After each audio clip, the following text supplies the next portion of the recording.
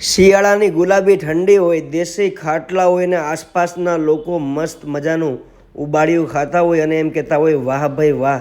એવું એક ઉબાડિયાની જગ્યા એટલે કે મહાદેવ ઉબાડિયું બનાવવાની સમગ્ર પ્રોસેસ તમને બતાવું છું ઓન કેમેરા.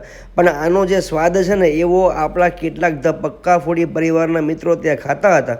મારી સાથે સમથિંગ 50થી વધારે લોકો હતા જે આપણી ચેનલ રેગ્યુલરલી જોવે છે અને અમે બધાએ એ લોકોની સામે આ પ્રોસેસ કવર કરી છે, વિડીયોગ્રાફી કરી છે અને દરેક લોકોએ અમને કીધું કે તમે ખરેખર ખૂબ સારી જગ્યા બતાવો છો.